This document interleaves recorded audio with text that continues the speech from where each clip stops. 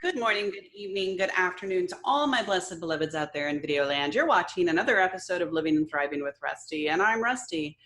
And whew, it has been a whirlwind.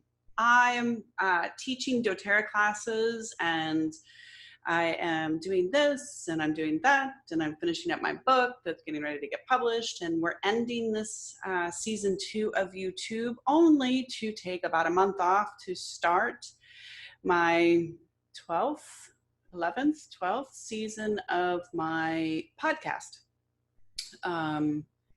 And yeah, it's crazy busy, but it's good. All of this is good, and all of your feedback is wonderful. And when you hit that bell, you'll always know when a new video pops up on YouTube. And when you hit subscribe, you'll always know a new video pops up on YouTube. And that goes the same for the podcast, which you can find all that information down below. And if you're interested in learning more about doTERRA and essential oils, let me know. Again, that information is down below too, and that way you can live a healthy, fantastic life, non-toxic, easy, and if you want to become a doTERRA consultant, let me know. All the information's down below. Today's guest is Marci, and I'm really super excited about having Marci on to find out what she does, why she does what she does, and what makes her tick. That's the exciting part. So Marci is dialing on right now, and I'm super excited to talk to her today. And when she climbs on into the funny website train with the rest of us, she'll let us know.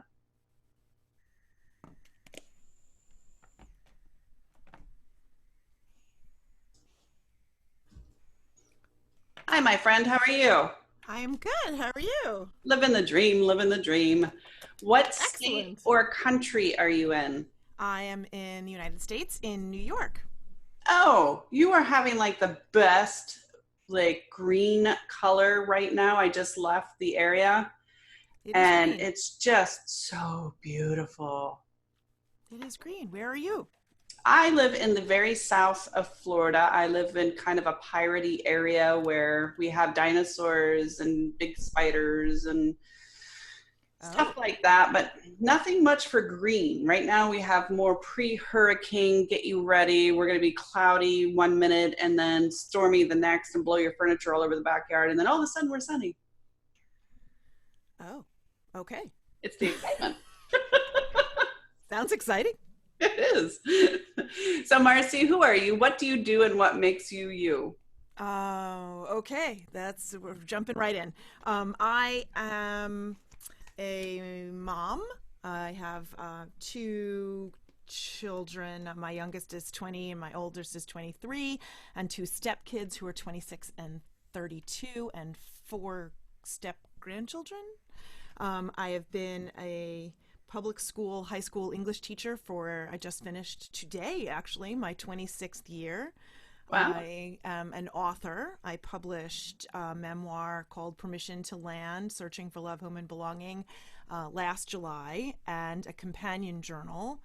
And I am a podcaster. I started a podcast called Permission to Heal in the end of 2020. And I just dropped my 33rd episode this morning. And I am a professional artist. I have an online gallery of sorts where I sell original paintings and custom prints and gorgeous polyester microfiber, feel like silk, so amazing 55-inch square scarves of my paintings I just love. They're luscious. And I am busy.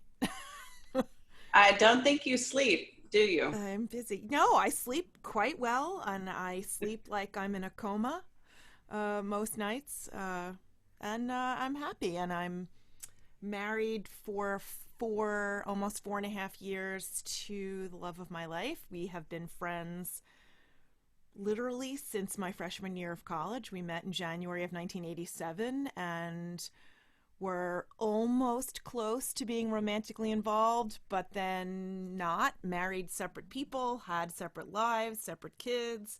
while maintaining a distant, sometimes not so distant friendship. And then we were both finally single again in the fall of 2015, and I asked him out, and the rest is history. It is history. That's exciting. So, what Yeah. was your inspiration for your writings? Um, okay, so I'm going to try to condense this into something usable. I grew up an only child in a very dysfunctional family. My parents had a very dysfunctional, very negative, very toxic marriage. My dad was a bit more narcissistic than he would ever admit to this day. And my mom was an undiagnosed self medicated bipolar. She was extremely hypochondriacal and um, wound up being an opiate addict. So it was sort of a very toxic place to be. I mean, I grew up thinking that she herself was narcissistic also, but have since put enough pieces together to realize that she was just trapped in the egoic stage of the child and the victim because of a series of childhood illnesses that she had that sort of prevented her from ever evolving past the emotional age of about 8. Which from the outside, as a kid, that's what it looked like to me. Anyway, so I had been journaling for now close to 40 years, and it was my salvation. I learned to process and I learned to figure out how I felt about things through writing about them. So I have a gigantic Rubbermaid box at this point filled with books and pads and notebooks and things of journals dating back to 1983, and had been writing for the Elephant Journal, which is an independent online magazine, since early 2015. And a lot of the writing that I was writing, I was writing about growing up with narcissistic parents, growing up as an only child, a child of divorce, dysfunctional family, how to get divorced myself without screwing up my kids. And, like I was writing about the things that I was feeling and getting such good responses from the other writers and from the audience that I started to think that maybe there was a book there. And it wasn't until the fall of 2019, happily married, safe, my kids were doing well, that I finally felt that I was in a good place to write what I wanted to write. And I knew that there were unfortunately, so many thousands, millions of us who have grown up in similar families and have experienced the same types of or similar types of things that I experienced, that I wanted my own journey to be able to help other people through theirs. And I needed to be able to write from a place of emotional safety, because I knew that going back and digging it all up was going to be hard. And I knew it was going to be hard going in, and yet really underestimated how difficult it was going to be to relive everything in the depth and emotionality that I needed to in order to make the writing three-dimensional so that the reader could go along with me. So I think I accomplished my goal. I think it's really interesting when you start picking away at that scab, or many Mm-hmm. scabs like some of us have, Yeah. and you're trying to articulate it in a way that doesn't alienate the reader, because Right. you have to be careful. And it was a lesson that I learned my first go around. I was so descriptive and so able to bring the reader into the situation in such a way that they could taste, smell, touch, and feel. Right.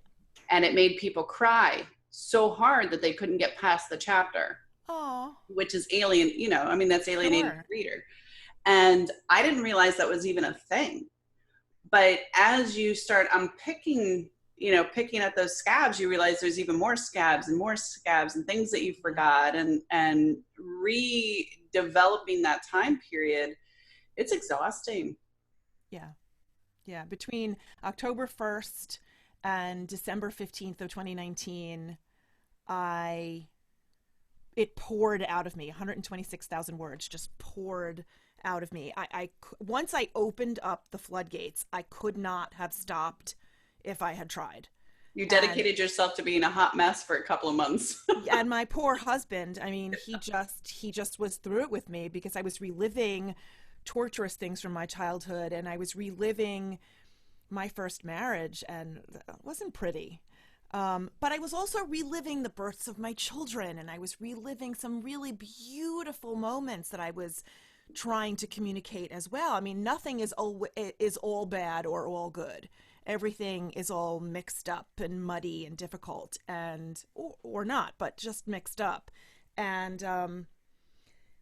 so I was reliving all of it, and the miraculous thing really is that it improved my relationship with my dad, because he read, I know you're looking at me weird, but he knew I was writing a memoir, and then he was at my house Thanksgiving of 2019 and saw my own stupidity. I left the first draft of the book on my coffee table.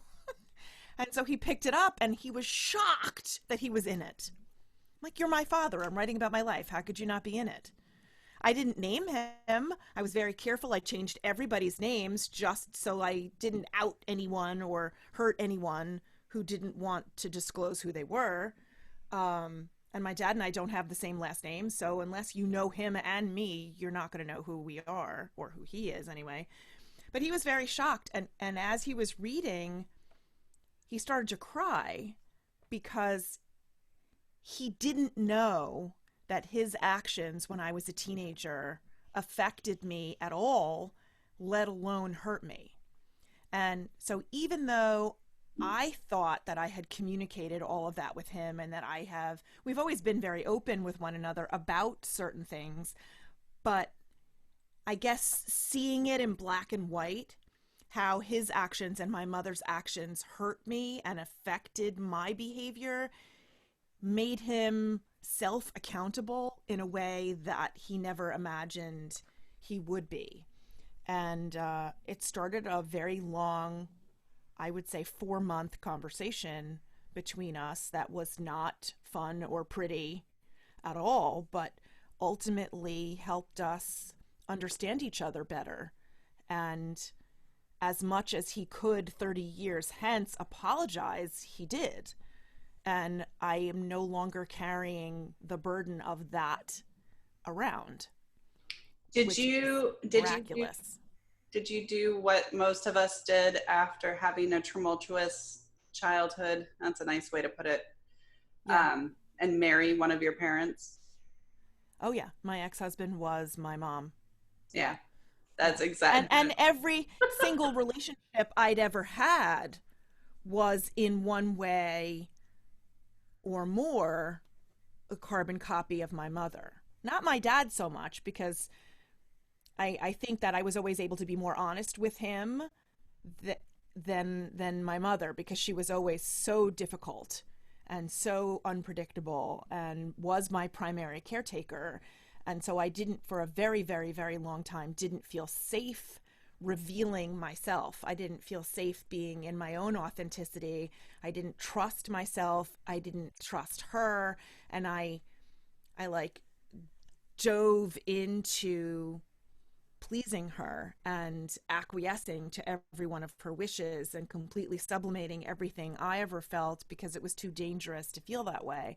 And we tried doing the therapy thing, because I had asked, my best friends were going, my best friend and her sisters were going through a divorce, their parents' divorce, and asked to go to therapy. And my mother was all too pleased to find me a therapist, but refused to leave the room with the therapist and I. Yeah, Yeah, that's not right? okay. That's not okay at all. And the therapist, I hope she had her license taken away, whoever she was. I have completely blocked it out. I don't even remember her name. And she just looked at me in front of my mother and said, Marci, is it okay if your mother stays? Well, freaking hell no, it wasn't. But I wasn't safe to say that. Because if I had said, no, I want her to leave, then I would have had hell to pay as soon as we left the office and for the entire week or more. I mean, no. And the therapist should have known that. Well, Um, and larger than that, if you are in a therapeutic setting like that, you can and have, I've witnessed this many times. You have the ability to say, well, why don't I have the first half an hour with just right, you, exactly. and then we'll bring your mom in a little bit. Like that's the right way, because that intimidation, which I remember to this day, and I'm 45 now. Oh my God, my birth mother. Oh, she just give you a look, and you knew Yeah, you were screwed, toast. Yeah, screwed for days. yeah. Um, but yeah, that's very irresponsible, and I'm It was terrible. I'm kind of heartbroken for you, because I think you would have been able to dig out a little bit of that Oh, present absolutely. pain. Absolutely. I was ready to talk about stuff. I needed to talk about stuff, besides with my best friend who was going through the same crap I was and my journal. That was really all I had. Yeah. And all of the trusted adults I had in my life were also connected to my mother. So I trusted them to a point. Like if I had a problem in my life external to my relationship with my mother, they would have been there helping me no matter what. But I didn't trust that they wouldn't tell my mother what I was telling them because she was the source. Our relationship was the source of the damage, of the problem. But I didn't actually start to come to terms with any of this until after she died, which is a shame. But, I start my book with a fight we had in January of 2011, which was really the beginning of my healing and me taking my life back. The beginning of my radical awakening, as Dr. Shafali would put it. We were in my living room in this house actually, and she started screaming at me and you're gonna tell your therapist all this stuff that I did. Yeah, blame it on me. And she's like, you're such a horrible mother. And then she started turning on my kids, who were 10 and 9 and 12, I guess, and screaming at them. Now, I had gone through 40 plus years of being victimized by her and was used to it. It was just part of our relationship. It was toxic and awful, and I had panic attacks over it, but I didn't do anything about it. And then she turned the tables and she attacked my kids verbally. And they got terrified and ran down the hallway and locked themselves in my daughter's room and were crying. And as quick as you would turn on a light switch, I went from being the victimized daughter that I had always been to the protective lioness protecting her cubs in her den. And I became my own self, the adult, the mama, the protector. And I was like, get out of my house. And I threw her out and I threw my stepfather out. And there was it seemed very long, what was probably only a couple of minutes, like Jerry Springer show on my front lawn. And I never spoke to her again. And she never spoke to me again. It's really, coming from a similar situation, I give you props to even allowing her in your life or your children's life.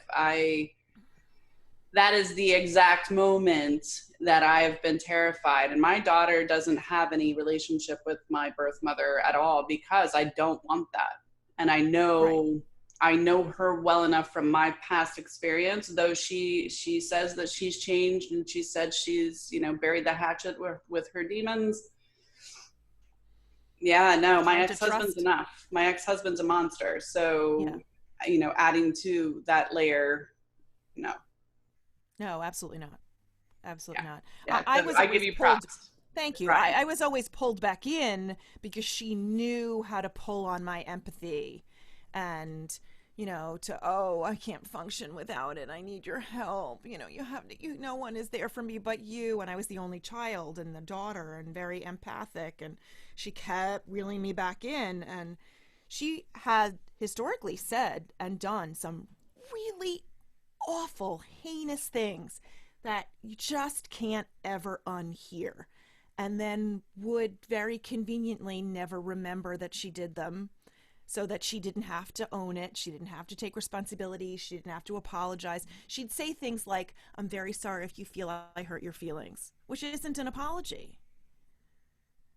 So I was getting close to throwing her out on my own, but not quite there yet until she touched my kids, verbally touched my kids. And that was the end of that. And then after, I don't know, 10, 12 years of being divorced, I took my ex-husband to court because he was just not doing right by our kids. And, I don't want to tell their story, so I'm not going to go into the details, but taking him to court and sitting across the tables there with him, with my lawyer, calling him on all of his bullshit and having the judge basically say, "You can't do that," and then telling me I won, I was emancipated. I was thrilled. I was, it was like winning an Oscar, a Grammy, and Publishers Clearinghouse all at once, and he just doesn't bother us anymore.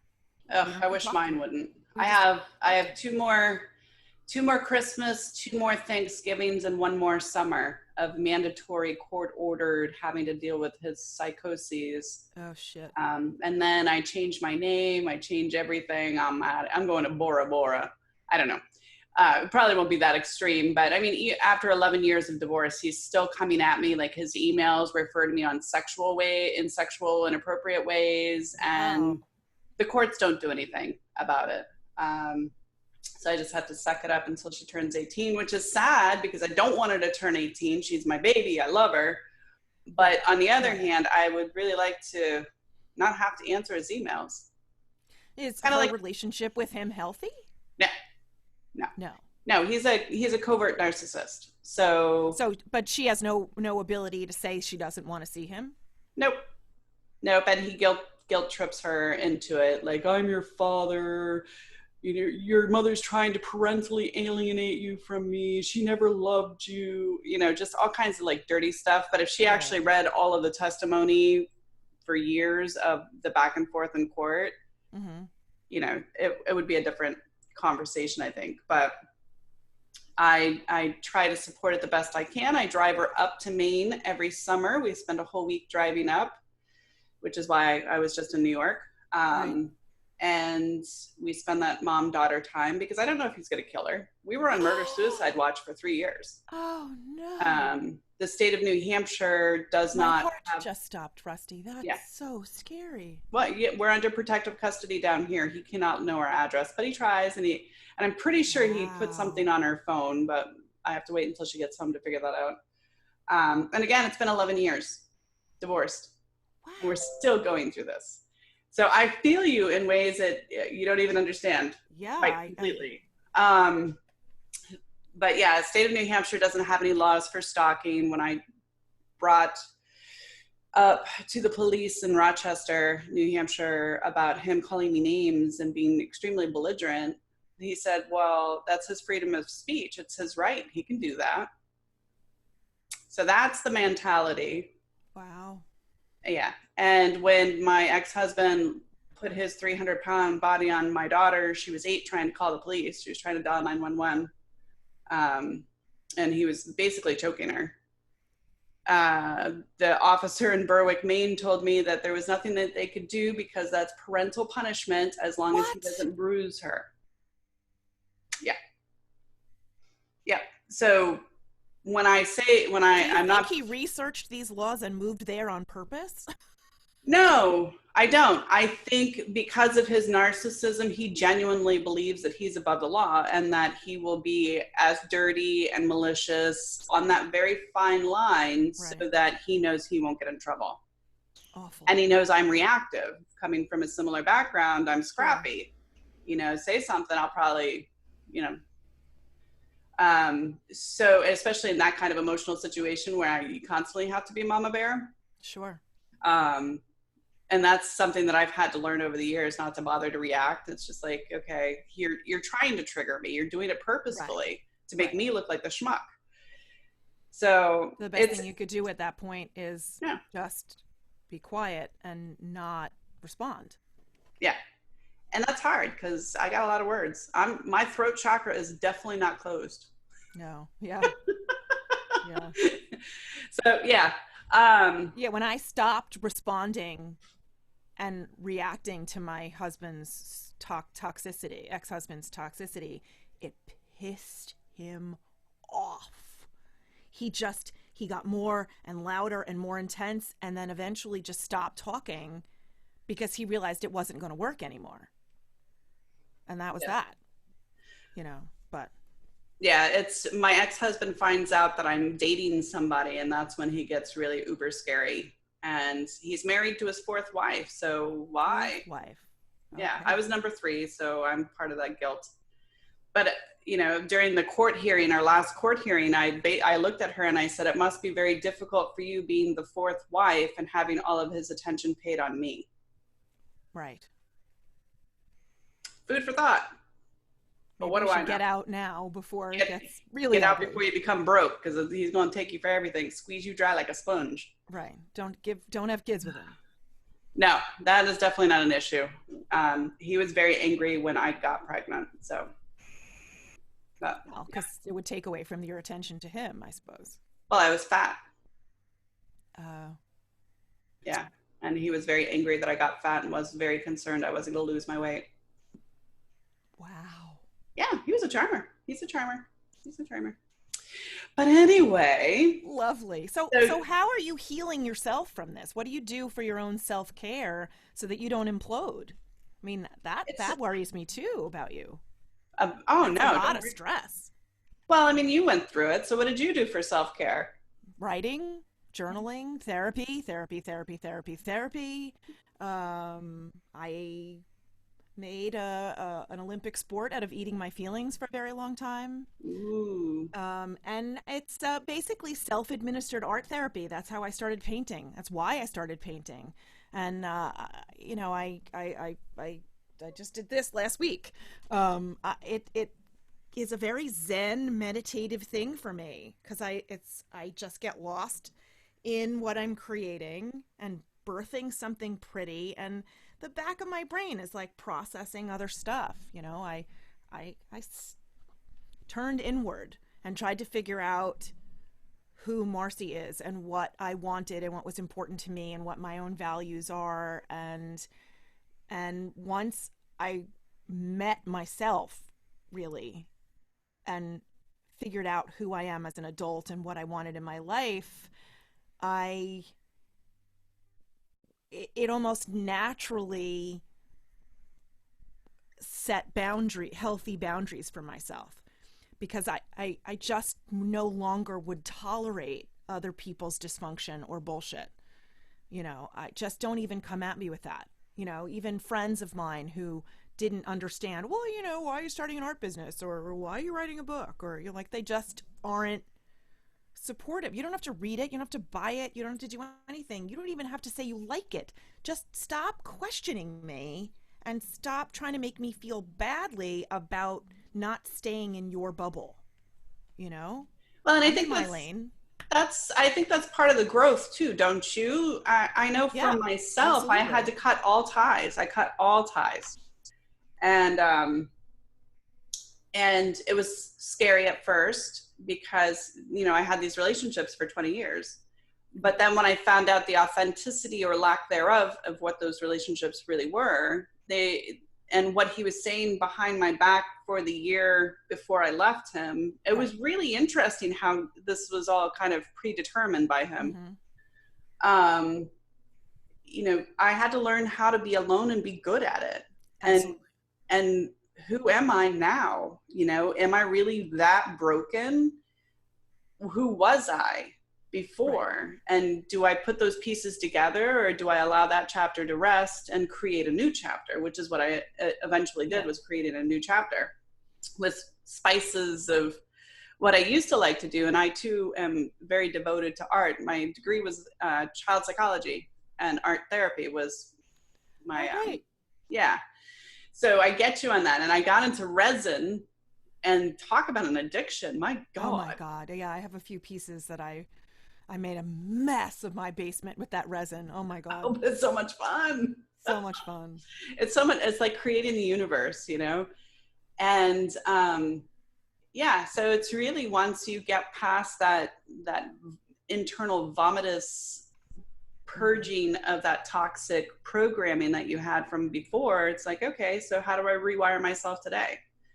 Um, and my devotion has always been to changing people's narrative and to help inspire them to be a better version than themselves. What happened yesterday is yesterday. There's nothing you can do about it.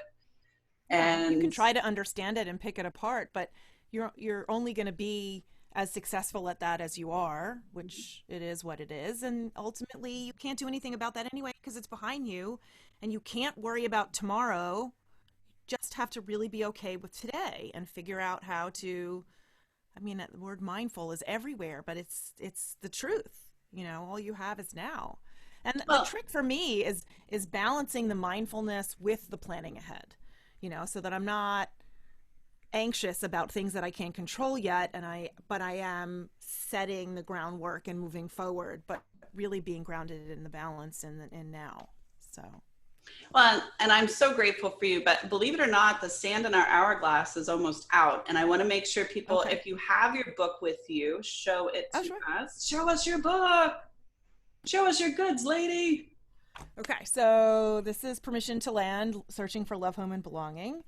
Um, it's the story that I just tried to relate to you. It starts out in that disastrous fight of 2011 and then goes back through my childhood and explores everything from 1968 up to 2019.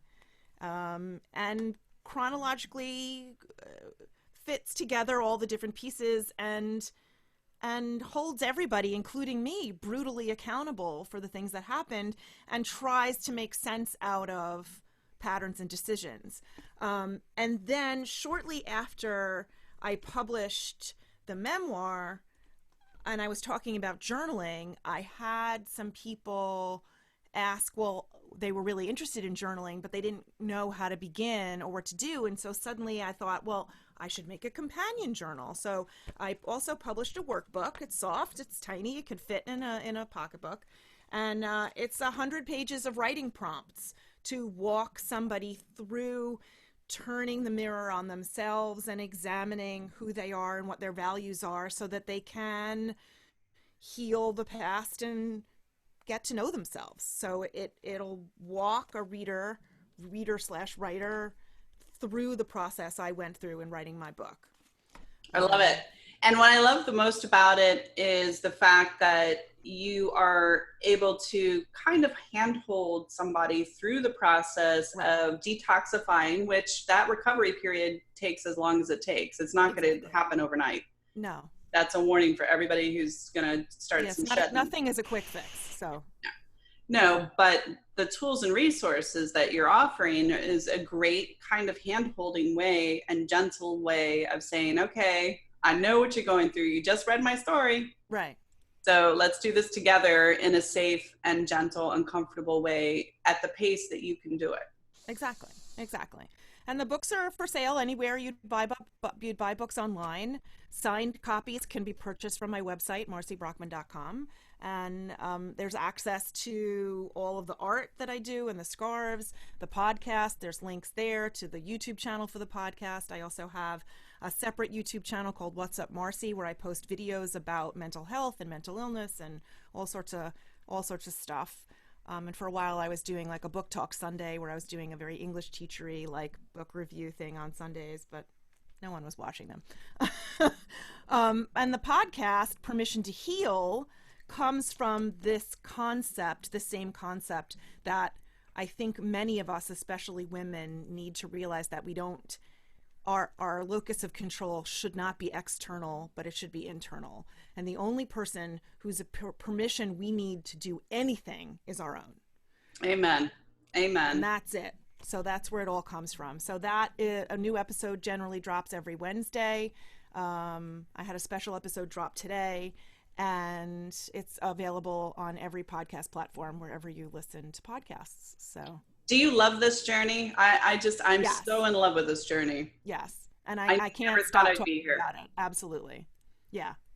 Yeah. And I'm helping other people, other women especially, awaken to their own authenticity and find their own power and their own healing. And it's the most rewarding and beautiful thing that I could possibly have imagined.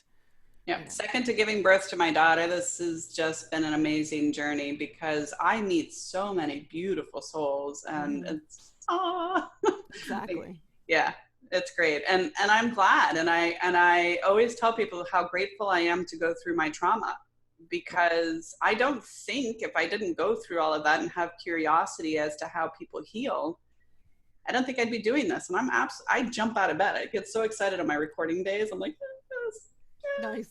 Yeah, I'm quite happy. Quite happy. It's amazing. The stuff that I've learned is quite fabulous.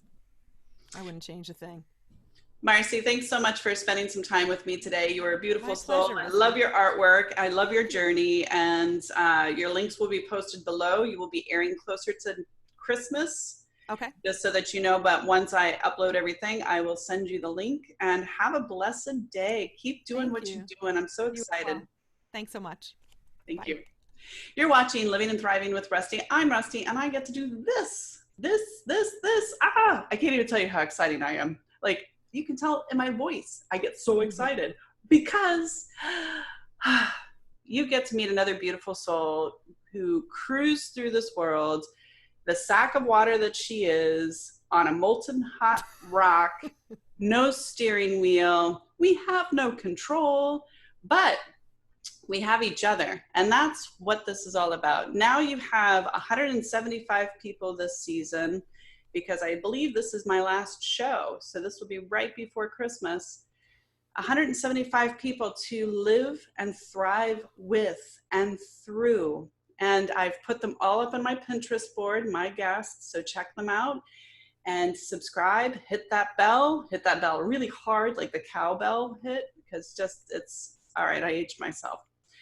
Know that you're loved, know that you're beautiful, and do something kind. It doesn't matter that it's some stupid holiday. Really do something kind every day. Buy a cup of coffee, go down. Really cool right now is if you go down to your local elementary school and like pay off some of the library fees that these poor kids have, that they're probably terrified to tell their mom and dad because everybody's kind of broke right now. Or You lunch know, fees, even. huh? Or lunch fees, even. Or Some lunch of them might fees, have right? lunch fees. Oh my God, that would be super helpful. And you don't even have to Facebook it. That's the cool Hmm. thing. You could be like the secret Santa. That's my favorite thing to do. Hmm. Clean out your closet, clean out your cupboards, clean out your car, clean out your mind, clean out your heart. Hmm. Hug somebody, love yourself most. And until next time, we'll see you next year.